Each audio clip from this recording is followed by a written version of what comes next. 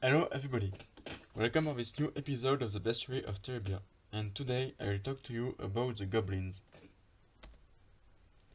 So, what is a goblin? In fact, it's like a little creature. It's not very tall. You can count 1 meter and a half for the bigger. It's considered as a monster. Its triangle number is 13. So it can't be it's very low, but goblins are dangerous in a number. And the advice is linked to that, it's limit their number. Because one goblin is not very difficult to defeat, but 10 or 20 of them became to be very dangerous. And here you have the same information but for the pretend. So it's still a monster. The triangle number is the same, the advice is the same, but the pretty scale is to 50%, excuse me.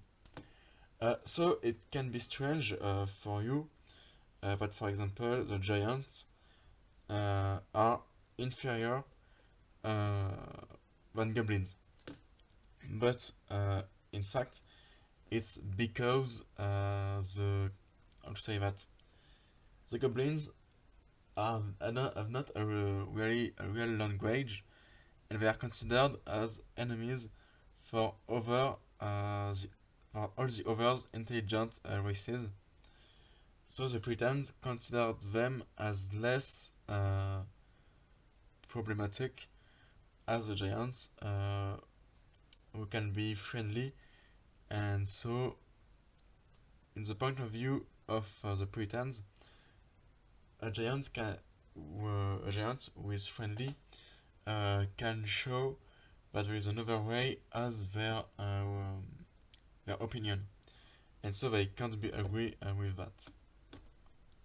So here I have the position on the triangle of Freak, so it's in green, but it's for one goblin. And here you don't have the localization of Terebia. In fact, it's because they are everywhere. For example, you can find some goblins in the sewers of Whitefield, in the mountains, in some forests, in little caves, in ancient castle. In fact, in every dark and humid place, generally, in which you will not have a big concentration of other intelligent races. For example, if you have the dwarves in a mountain, the goblins will avoid the bigger populations of dwarves and will go in other place in the mountains. They are known also for their weapons. In fact, the goblins are not very intelligent, and create complex weapon is difficult for them. So they have knives. In fact, is generally made with broken pieces of stone or glass or rocks or wood, for example, or if they found a weapon, they will use it. And for the bow, it can be just a piece of wood with a rope, or if they found a bow, they will use it.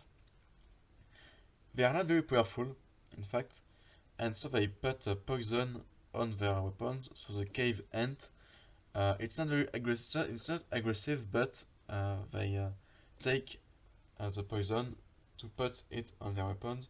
The poison is not very violent, but the goblin still use it because it's better for them. Generally, also when they are using bow, they have globally one way to go in war. It's in the first time to send a lot of arrows or knives or rocks on their enemies. They can't shoot with a lot of precision, so they will have a different shooter for one target. And generally it starts like this, and then the other goblins go in the battle. And now I will talk to you about their equipment. So there is no truly hierarchy in the Goblin society, and in fact we can't even talk about the society because, as you can see, there is different category, but generally is the stronger who will have more equipment than the weaker, but they will not especially be leaders. For example, you can have a goblin with a lot of equipment. It will just be like another goblin, and so they don't have strategy, they don't have rulers, and so it's very difficult to make a prediction about what will do or not the goblins. And so the equipment are not here to speak about their place in the society, but more about their strength with the other goblins. Well, now I'll talk to you about the relation with the scarecrows. So for the Puritans, it's an extermination. Very simple. It's not the only organization who wanted this. You have also small dwarves organizations or small elves organization which want to exterminate the goblins because they consider that the goblins give bad image of their races. For the elves, it's because both races have pointy ears, and for the goblins and for the dwarves, sorry, it's because dwarves and goblins sometimes share very similar areas. If you are in a cavern and you don't know if it's linked to the goblins or to the dwarves, if you see a mushroom, if it's clean, if you have some puff on the floor, or even if there is a light on the walls, it's probably linked to the dwarves. But if you have nothing, it will be linked to the goblins. Well, and for the shepherds, it's more the objective is more to protect the population against them. So I will not especially try to exterminate the goblin, but they will fight them in an area around, for example, village or road, for example. Well, it's everything you had to know about the goblins. I hope you enjoyed that video. For the next episode, you can choose between the darkfly, the werewolves, also called like lycans, or the lumaigle. And bye to the next video.